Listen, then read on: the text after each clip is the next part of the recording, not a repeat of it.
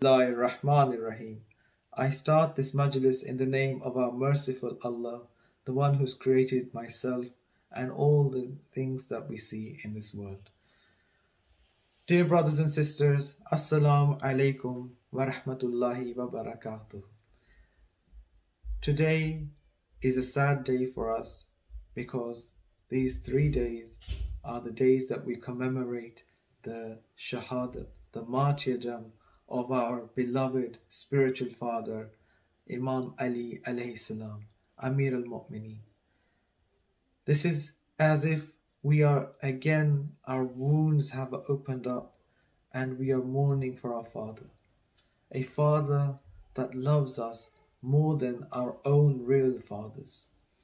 So, dear brothers and sisters, in commemoration of this holy personality, the topic I have chosen for today is hate.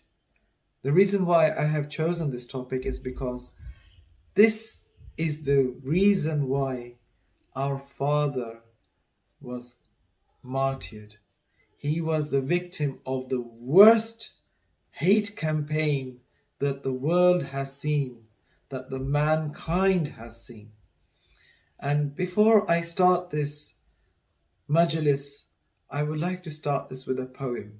It's regarding a little boy who was the follower of Amir al-Mu'mineen Ali ibn Abi Talib, and how this individual, this little boy, was killed.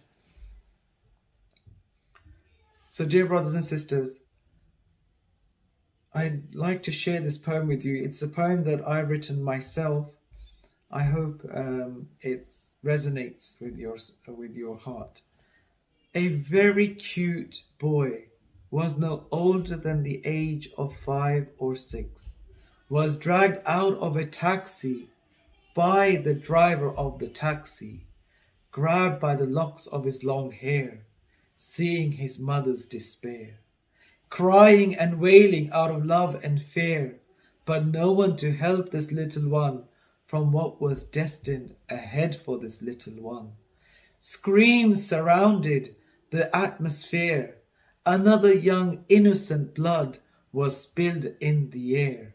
How senseless was the murder, witnessed by the mother, full of life and hope, full of bottled up potential, but decapitated by a blunt glass bottle. Hatred showed its face, driven by hate, the driver did the slice. So I asked the question, why was he driven by hate? Where did this hate come from? Who was this child? Dear brothers and sisters, this is a true event that took place on 11th February 2019 in Saudi Arabia. And the child's name was Zakira, victim of hate. His crime was to only be a child of a Shia Muslim, a follower of Amir al-Mu'mineen, the person tonight that we are mourning, in whose honor that we are doing this majlis, was a victim of hate. Authorities were quick to defend the murderer by saying he was crazy. Contrary to what they say, hate is neither crazy nor irrational. It is very rational. Nations have been destroyed. Ethnic groups have been cleansed. Violent wars have transpired because of this emotion called hate. Humanity has seen dark days in its history because of this feeling or emotion called hate. But some argue, they actually argue, that hate is required for the development of humanity. Some individuals, some people, some say hate is part and parcel of a human's nature. You cannot stop someone from hating something. It is a basic human instinct. Hate has to be channeled in a structured and positive way. So this is what they believe. They believe that it's a human's right to hate. However, what we do know is mankind has shown extreme behavior and has done extraordinary strange things under the influence of this feeling. If you look at history, history is littered, dear brothers and sisters, history is littered with how with how certain individuals, groups, and particular societies, nations under its influence have committed the most extreme acts against the object of hate. They have committed the most extreme, violent, horrific violence against another person, an individual, a nation, that humanity cries when it looks at it. It shivers if you look at some of the gruesome acts they've done under the influence of hate. Inshallah, we will delve into the depths of this issue and try to have a better understanding of hate and draw some life learning conclusions with regards to this issue. Each individual will reach his or her own conclusions with regards to this topic. We will have to, you and I, each person will decide whether hate is our right. Should we act on the impulse or the feeling, the emotion of hate? So this is an answer that after this discussion, after I've finished this majlis, you will have to answer. Each person will have their own answer. I cannot answer this for you. You will have to answer this yourself. Is hate a good thing? Is it a positive thing? Or is it a negative thing and that we should avoid? This is something that we will have to answer. There will be only 3 answers out of this discussion. Some of you will agree that yes, hate is a legitimate right that we should act upon. The other group, second group would be the second group will say that you should use both hate and love as a means to your objective. So if you have a goal to achieve, hate is also a preliminary, a requirement, and also love is also a preliminary and a requirement for whatever objective a human being has. And the third group would be those group that would say no, hate is not a positive emotion. Hate should not at all be used as a source of implementing something, as a source of doing something, but whilst under the influence of hate. Actually, they would say hate is something that should be avoided and should be something that should not be festered within the body. So the questions that we need to address to answer the main question is this.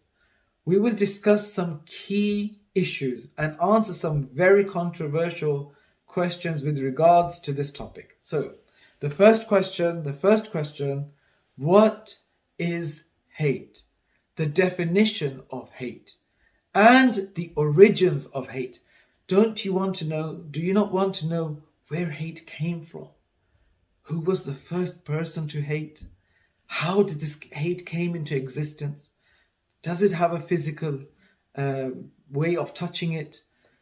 I mean, we all want to know these things. We want to know why hate? What does it do? Second question, what do scientists, psychologists, psychiatrists have to say about hate? So what is the topic on hate? What do they think of hate? And third question is, should the word hate be used casually by us individuals? When should we use hate? What do world religions have to say about hate? Who was the first to hate? Who was the first victim of hate? Meaning, so what do I mean by that? So don't you want to know, wouldn't you want to know, wouldn't we want to know who was the first victim of hate? And wouldn't we want to know who was the first hater? Who was the first person hating something? So what I'm meaning is, who was the first hater and who was the first hated person? Dear brothers and sisters, why do people hate? Why one human being hates another human being? Don't you want to know why one hates another person? And would you like to know who are the agents of hate? What is their agenda? Do we have such individuals within our society, our community, our family that are the agents of hate? What hate? What does the agents of hate itself mean? What do they do? What are their workings? How do they operate? What are their rules? How do they engage? How do they cause hatred between an individual, a society, a community? So let's answer the first question that we addressed. What is hate? The definition of hate. The origins of hate. So let's look in the English dictionary. In the English dictionary, you will find hate means, in simple words, an extreme dislike to someone or something. Other words for to describe hate means, for example, despise, loathe, abhor. It is both a verb and a noun. Should the word hate be used casually by us individuals? So this is the second question. But can we use hate casually? The hate that we are talking about is not the casual hate used by the majority of the public. The correct word is dislike. For example, some use the word hate for even casual things. I'll give you an example. I hate chocolate cake. I love cream cake. Do you see? Something as simple as a chocolate cake or a cream cake, we are using an extreme word, hate. The correct way to say, especially by eloquent people, you see, those people that are very careful about the words they choose. When they form a sentence, they are very picky on the exact word to be used because they want to send the right and the correct meaning. They don't use a lesser meaning of a word to complete the sentences. For example, we use the word hate very casually. However, the real word hate means something else. What we are trying to say is like and dislike. I like chocolate cake. I dislike cream cake, for example. Rather than saying I hate or I love. So the correct sentence would be I like chocolate cake and I dislike cheesecake, for example. And the hate that we are using is a deeper meaning hate. This hate is when from the depths of your heart, from the inside, you feel this agitation inside you. You feel this anger. You feel this resentment. You feel an emotion that is not in your control. That you feel hopeless when this feeling comes into you, when this feeling transpires into you. That's the hate that we are talking about. A deeper meaning hate.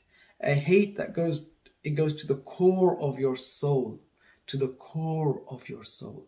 That's the hate we're talking about. Not the casual hate, which is the correct word, as I said, is like and dislike. So let's now see, what do scientists, psychiatrists, and psychologists have to say about hate? Before we answer that, let's see what the common man understands of the hate, of how the human brain works. So many of us have an understanding that our brain has an organ for hating and a separate organ for loving. Some even think or have a thought that these emotions are not from the brain, but are from the heart that beats behind our chest. How wrong are we, or how correct are we in this understanding of our brain? So, those scientists that are in the field of brain biology and psychology have discovered and determined by their experimentations on a number of individuals that the feeling of hate and love stems from two organs in the brain. Don't get confused that these organs are working together. They say that the love and hate follow the same brain circuitry. The same organs provides or gives both the feelings of love and hate. So, dear brothers and sisters, don't get confused with two organs when I said that the two organs are working separate. No, both organs are working in conjunction of producing the feeling of hate or the feeling of love. Because of this scientific discovery, it is now a common understanding that there is a very thin line between love and hate. And why not? And why not? It should be a thin line. Because it's just one circuitry in our brain that is either giving the emotion of love and the emotion of hate. Whilst talking about thin line, indeed it is a very thin line. But lo behold, this is what our religion has been telling us. This is what the reliable narrations, traditions have been talking about all along. That we walk on a very thin line. Quran has been saying about our life that we are on a journey and we are on a straight and narrow path. A path thinner than the strand of our hair and more sharper than a knife, which we call the Pul-e-Sirat. Itself, the Pul-e-Sirat is not in the Quran, but it has referred to it. And we have reliable traditions talking about the Pul-e-Sirat. And any deviation from that path, that road, is an imbalance. So we walk between hate and love. It's a thin line between hate and love. So we walk between good and bad. So we walk between life and death. It's a thin line between life and death as well. But what baffles the mind of the scientists? This discovery baffles the minds of biologists and people of intellect as to how can it be possible to have two opposite emotions from the same source of organ found in the brain. It is like saying having day and night at the same time in the same location. It is like saying black and white at the same spot. This is not logically possible. Imagine someone tells you, oh yes, at the same very spot, you have the color black and you have the color white. Is that possible? Not at all. You either have the color black at that spot or you have the color white. You cannot have both at the same spot at the same time. But what baffles these scientists, these secular scientists, those that do not have religion, what baffles them is how can you have two extreme emotions within the same organ? But the scholars and psychiatrists and psychologists say that hate is a conscious phenomena. It comes from the conscious mind. Hence, it is a non-tangible entity. Hence, that is why both feelings can be expressed from the same brain circuit. So from understanding this, that psychologists have answered this in a certain way. They said that because it's more to do with our thoughts, our mind, it's more of a conscious thing than a physical thing. And that's why you can have both of these emotions within the same organ at the same spot at the same time. But let's see now what religion says. This point nicely leads me on to the next part of our discussion, religion. What does religion say on this topic? And it seems people of faith have the answer to the question that is baffling the scientists of no faith, especially our religion of Islam is answering it very nicely. So it is answering those secular scientists what hate and love is and how it operates in our brain. But before I touch on that aspect, what I would like to clarify is that it is clear to us that hate and love are two feelings that do not have a physical existence. They do not exist on the material plane. So you cannot see hate. You cannot feel hate. You cannot hear hate. You cannot see hate. You cannot touch hate. You cannot perceive it by the five senses. We cannot see it literally. We cannot smell it literally. We cannot taste it literally. We cannot touch it literally. So we can conclude it exists as a metaphysical entity. When we say we saw hate, we mean it in a metaphorical way. We see the effects of hate, but not hate itself. So, what is the origin of hate? This leads us to asking ourselves, where did hate come from? What is hate? How did hate come into existence? Wouldn't we want to answer that, brothers and sisters? Wouldn't you like to know the origins of hate? How did hate come into existence? Who was the first being to hate? When did hate come into existence? Now that we have established hate comes from the mind and it is a metaphysical in its creation and must come from another realm or a dimension. So, dear brothers and sisters, so the question is, when did hate come into existence? For this, we have to look into the monotheistic religions. Who was the first entity to fall under the influence of hate? We have to go back to our Genesis. We have to look at the Genesis, our creation. The very first person or human to become a victim of hate was no other than Prophet Adam, may peace be upon him. And the very first person to use hate as an emotion was Iblis. In Christianity and Judaism, he is called Lucifer. We have to go back to our Genesis. We have to look back at the Genesis event. Our Genesis answers many questions on how and why hate came into existence. And why hate exists, manifests itself in this plane of existence. Why?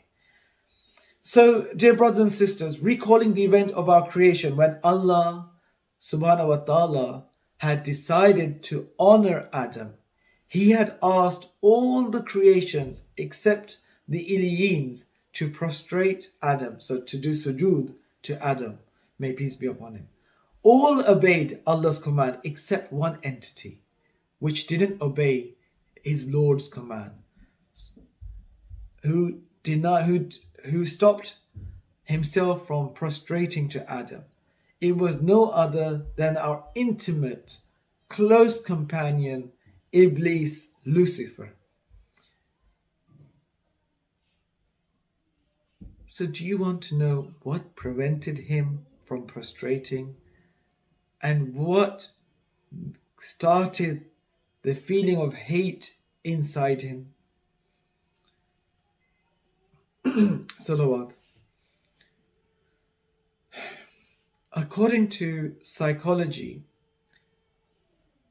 dear brothers and sisters, wouldn't you want to know what were the reasons why Iblis started to hate Adam and Eve and all the children of Adam, so us included?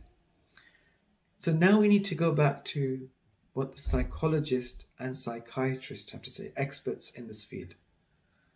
According to psychology, there are 3 or 4 factors. If found in a person, he or she will have the potential to hate another human being if given the chance. So what are those 4 things? What are those 4 points that if they are found in an individual, that person can become prone to hating something? The emotion of hate can come into existence inside that person. So the first thing is that causes hate is envy, jealousy. He was jealous. Iblis was jealous, envious of what was given to Adam. He wanted what Adam had. Then the second point, which the psychologists say, is superiority complex. And you can find that Iblis, he thought he was a superior being. He was superior than Adam, as he had claimed, I am made out of fire and he is made out of clay. The third point that can also cause hatred is the feeling of being wronged and humiliated, as was seen when he was told to prostrate to Adam. So when the Lord said to Iblis, Lucifer, prostrate to Adam, he felt humiliated. He felt wronged. He felt that by prostrating to Adam, his dignity has come down. So he felt wronged. He felt humiliated. And fourthly, what psychiatrists say is hate comes into existence is by learning to hate a thing due to the community and environment you are in. So you need to understand Iblis and Lucifer. He was in the bosoms of the angels. And the environment was this, that the angels were not looking at Adam in a favorable way. Because remember, in the Quran it says that the angels had a dialogue with God and they were arguing or debating the merits of a human being to be the Khalifa on earth. They were saying that this individual, this race, this species will cause bloodshed on earth, will cause war and bloodshed. So Iblis was in the midst of angels and was agreeing into this. So he was hating Adam because of the understanding that they had about this species that was being created. So all of these four traits were found in Iblis, and this is when an extreme hate had come into existence. So this hate came into the existence, into the heart of Iblis, and that was the first hatred that was spawned. Any of these traits are found in an individual or a group of people or in a society or in a nation, then they will behave exactly the way the devil behaved and will commit the most horrific atrocities.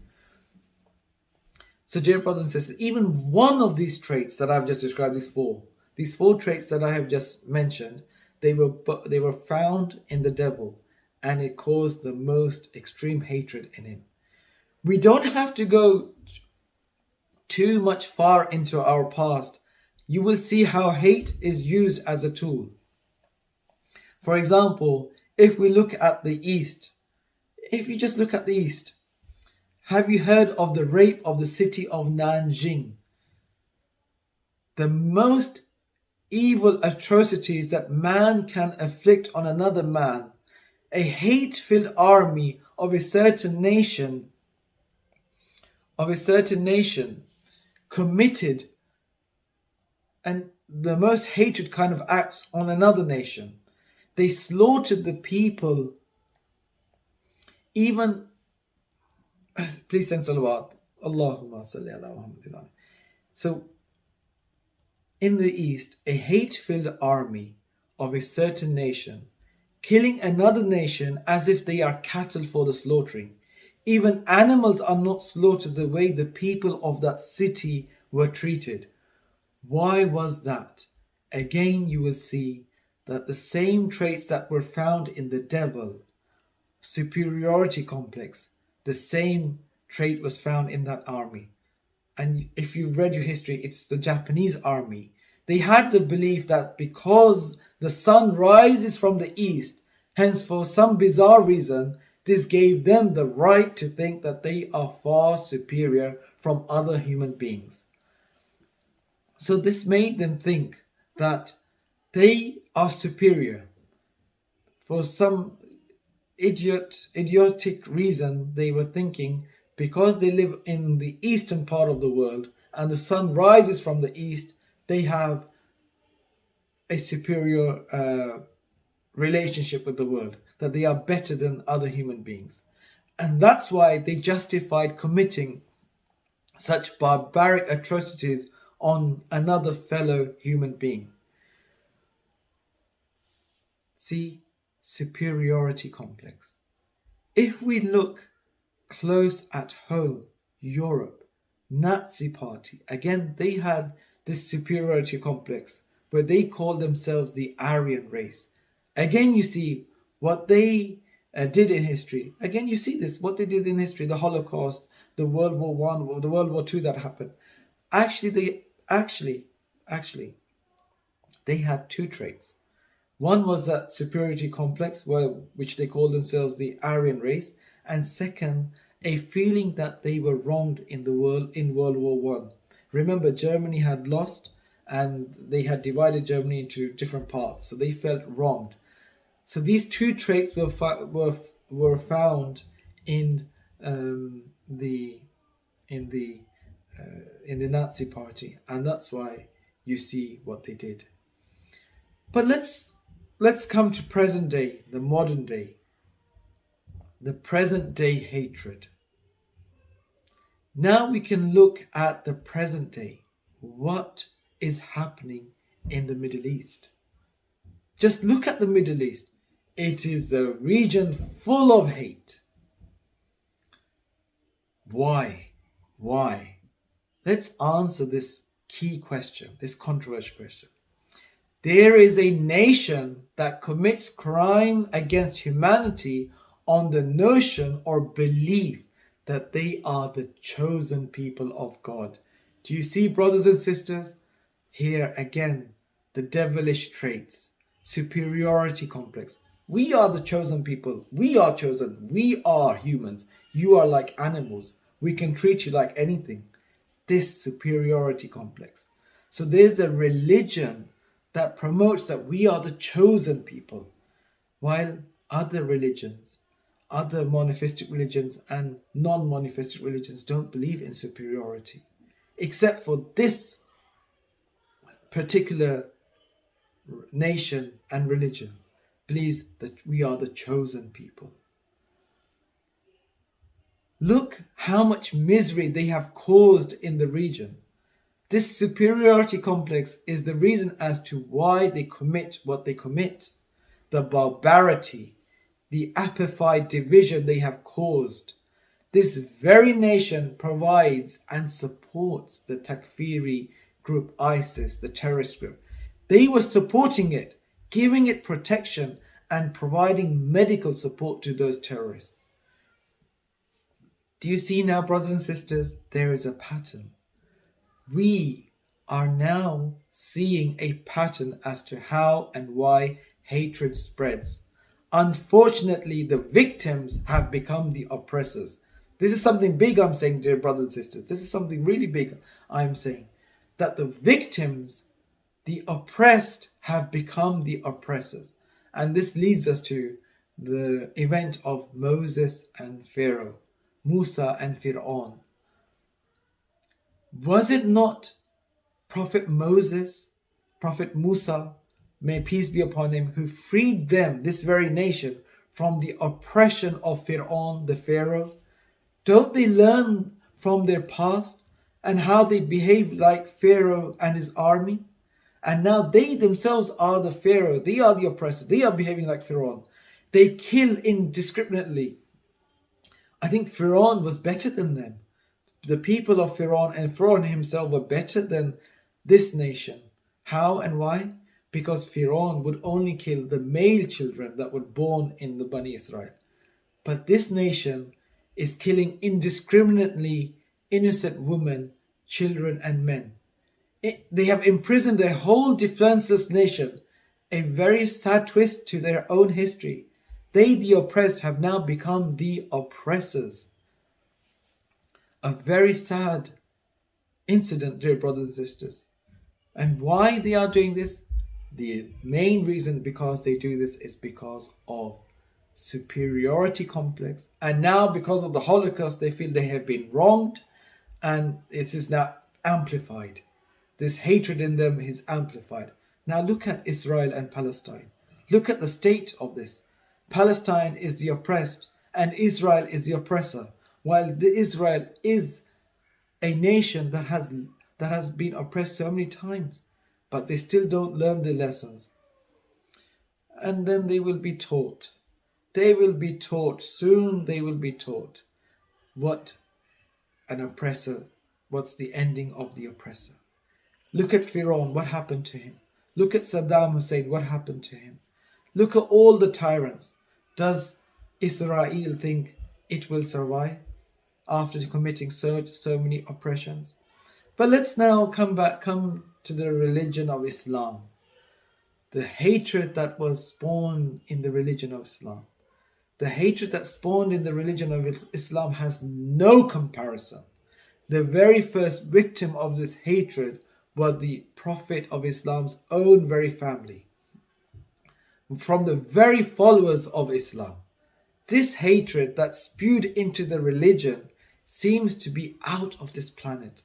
So vicious and violent was this hatred that no other religion, society or nation has ever faced. You will find in the world of Islam, the most extreme hatred vented out was at a particular man that I believe no other person has ever faced on the face of this earth. He was the victim of the most extreme vicious hate campaign that the earth has ever seen. Hate campaigns that we see against us or other nations are pales against the hate campaign that was launched against Ali ibn Abi Talib, our father, our Amir al-Mu'mineen. It is a miracle that this day our Sunni brothers are able to call him the fourth rightly guided caliph, and we the Shia of Ali are able to freely praise this sublime person without fear of being killed. But even today, we, his followers, are a victim of hate. To this very day, his followers, his lovers are senselessly killed. A hate that is as old as the religion. In fact, it is as old as the time of Adam himself. An ancient, deep-rooted hatred. Where does this hatred come? We've already discussed the Genesis, how Lucifer started to hate Adam. But why is this hatred so much found in the religion of Islam? Why? Please don't get me wrong. I'm not saying Islam causes hatred. No. Don't get my words wrong. The followers of Islam, some of them, have the most hatred feelings inside them. Why? Why? This is an answer that, brothers and sisters, we need to answer. Wouldn't you want to know why in Islam we have the most extreme atrocities that happen to the family of the Prophet? Such hatred, where did it come from? The reason I say this is because I have heard from our books and heard from our expert scholars a reliable tradition that once the Prophet of Islam, now this tradition that I'm giving you, brothers and sisters, will answer the question as to why there is hatred in the religion of Islam. So once the Prophet of Islam entered the mosque and saw Imam Ali lying down, and he sat beside the Imam and started to gently dust off the dust at the back on Imam Ali. And while he was dusting the dust from Imam Ali, he says, "O father of clay, Abu Tur'ab." So when the Prophet says something, or names someone or gives someone a title, it is not without logic or wisdom. He names someone because there is truth and logic to it.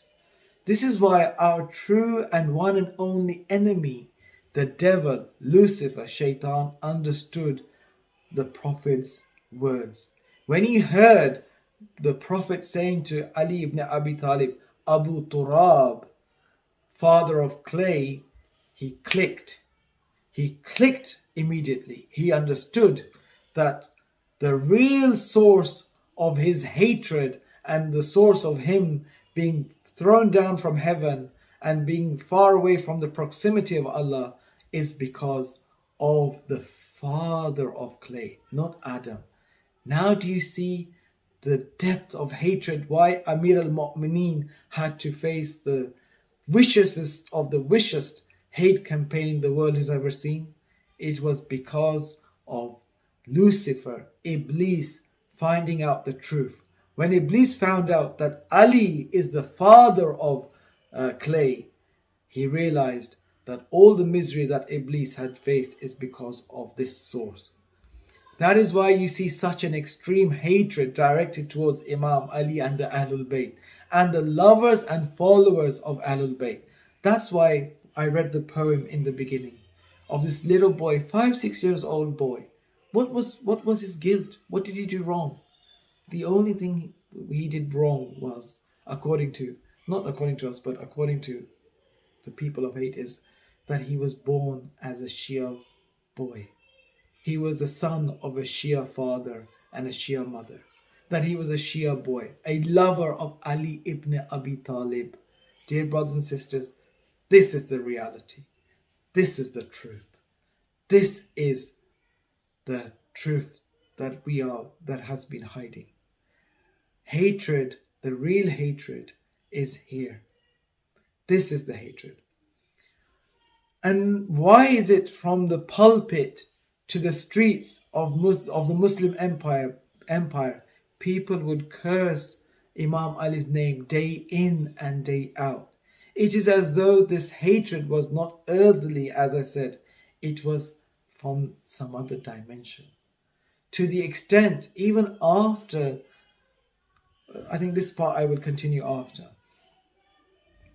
So let's now, after discussing all of this, we now need to look into our own selves. Can we come into the influence of hate? Of course we can. Of course we can. We are at the end of the day human beings, and we can make the same mistakes that others have made. We are not immune from feeling hate. But how do we stop ourselves from reaching those extreme levels where we lose our humanity and start to behave like barbaric beasts, or worse than that, beasts themselves? Because once the feeling of hate comes into us, it's very hard to control or overpower this feeling. The only way we can overpower this feeling of hate, this emotion called hate, is by following the path of Ahlul Bayt, following the seerah and sunnah of Ahlul Bayt, and see how did they approach this issue at hand. So we need to see how Ahlul Bayt faced circumstances. So if you recall those 4 points that I mentioned, those 4 points which made Iblis hate Hazrat Adam. Let's see if those 4 points were put on the Ahlul Bayt, how would they respond? How would they behave? What would be their strategy? What would be their way of thought when they're in that situation? So Imam Zainul Abidin was a witness to the tragedy that had unfolded upon him. He was the live witness. He knows his enemies, what they did to him and his father, to his sisters, to his aunts. But one day, Imam Sajjad, Imam Zainul Abidin, was, I can't recall which location, but so the same was for Imam Zainul Abidin, Imam Ali's grandson. The most severe injustice and cruelty was inflicted on him and his family.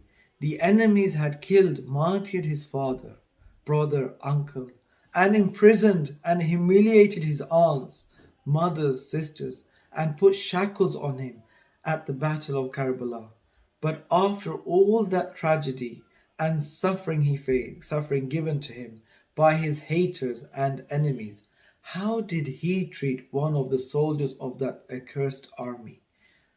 During one of the Imam's travel, after some years of the event of Karbala, Imam encountered a thirsty, lost traveler that was close to death. Our holy Imam gave him shelter, food and water to drink, gave him new clothes to wear. That man realized he was in the tent of Imam Zainul Abidin, whose brother he had killed in the battle of Karbala, whose father he had killed in the battle of Karbala, whose sisters he had put on chain, who himself he had imprisoned. He assumed that the Imam hadn't recognized him, and he feared that he must leave the tent before Imam recognizes him. Imam says from behind the curtain, "Don't worry, no one will harm you. I know who you are." The man turns back and says, "Why are you treating me like this, whilst I'm the one who was in the army that killed your family?" Imam said, at the same time, the Imam says, "We were your guests and you showed your hospitality. And now you are my guest and I am showing you my hospitality. I am not you and I will not stoop to your level. Allah is the judge of what will happen to you on the day of judgment." Do you see, dear brothers and sisters, how the Imam treated someone who did injustice to him? Even though Imam was superior to that person, Imam was wronged by that person, but he did not act on the emotions of hate. He didn't even have those feelings of hate. He had pity for that person, mercy for that person, kindness for that person, compassion for that person.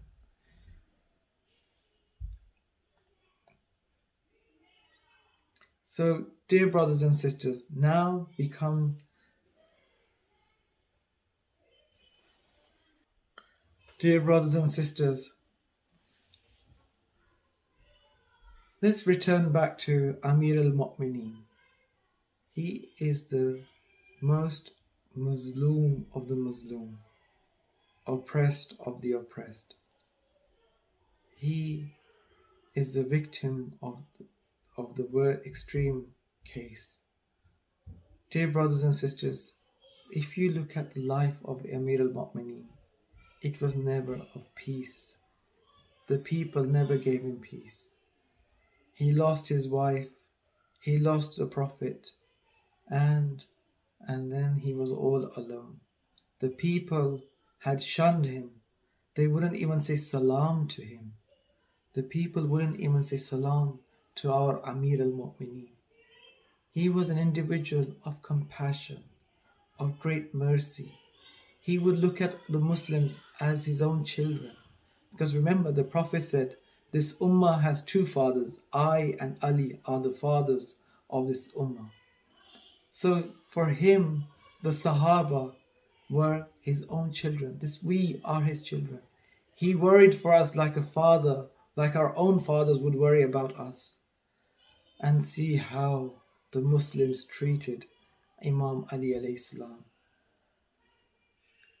Imam was so tired of this life, so tired of the rebellions that the people were doing with him. You know, when someone is good natured, they want to take advantage of that person. And this is what they were doing to the Imam. Imam of such stature, Imam of such mercy, Imam of such kindness. He was the Hujjat of God. But unfortunately, the people of that time did not have his marifat.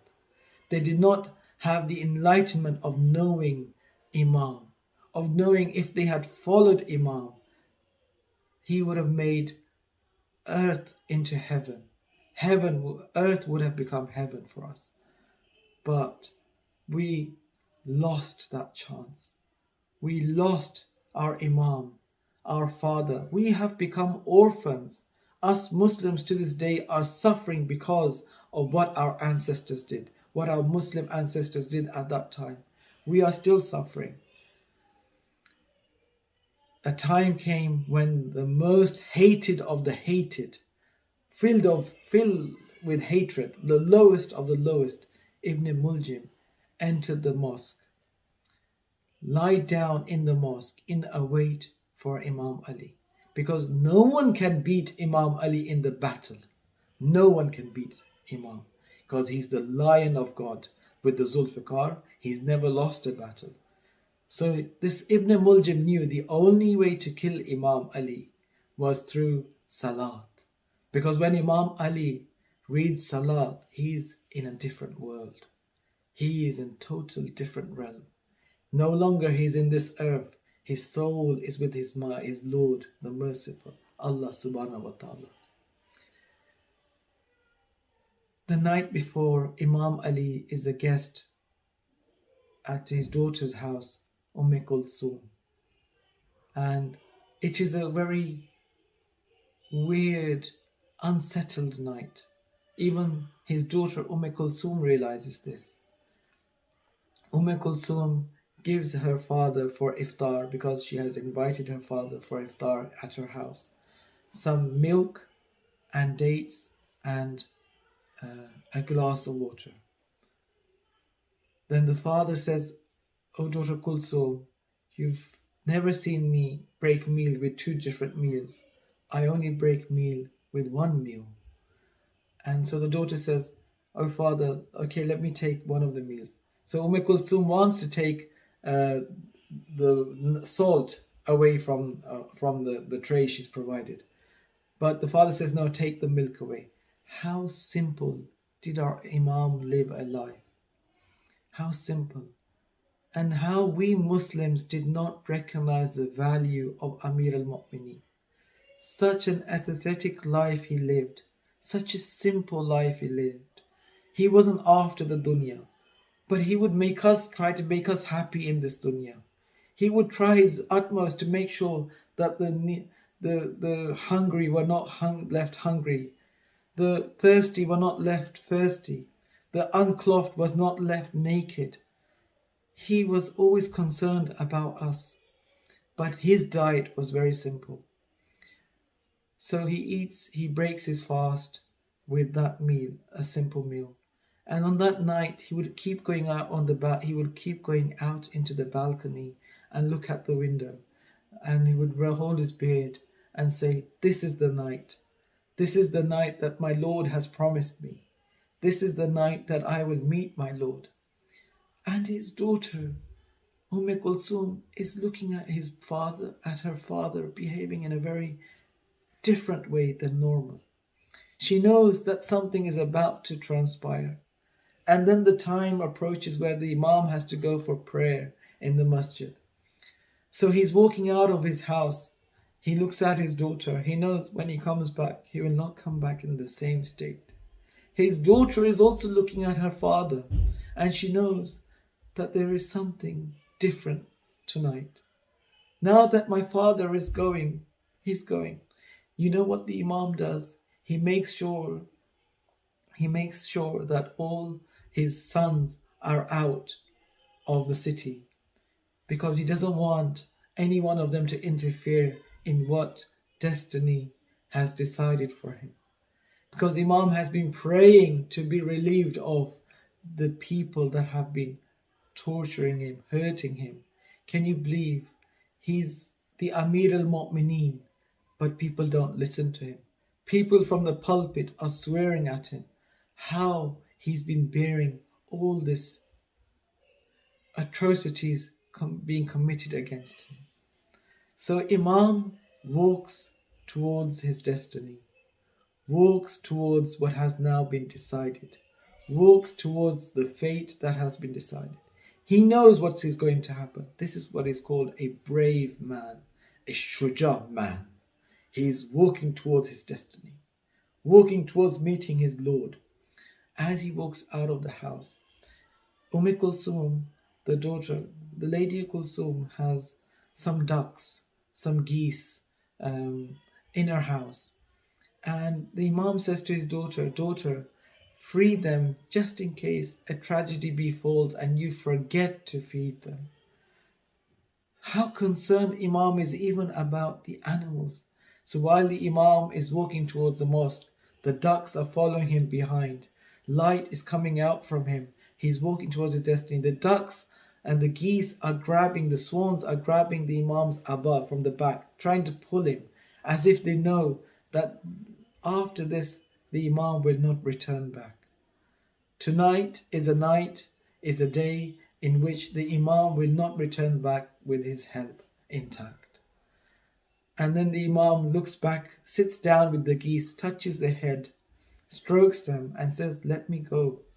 And then the Imam walks towards the mosque. As he enters the mosque, he sees Ibn Muljim lying on his flat stomach with his back on towards the sky. And Imam shakes him with his feet and says, "Wake up from prepare yourself for salat." Imam knows very well what's his intention. Imam says, "Do what you have come to do, and I'm here to do what I've come to do." Imam knows what's about to transpire. So Imam starts his salat, and Imam is reading his tahajjud prayer over there, his namaz shab, and then the Fajr time comes. While Imam is reading the Fajr namaz, Ibn Muljim comes very close to the Imam. Ibn Muljim is shaking with his hands because it's not an easy feat killing the Imam, Amir al-Mu'minin, Lion of God, Ali ibn Abi Talib. He's shaking with his sword. He raises his sword up and he tries to make the first blow. He strikes the first strike, but the sword hits the mihrab of the place where the Imam is leading the Imamat, the prayer. So he strikes the Imam second time, and the sword hits the Imam's head, his holy head. And as it strikes Imam's head, a sound comes from the sky. Qutlatul Amir al-Mu'minin. The Imam has been killed. The Imam has been struck.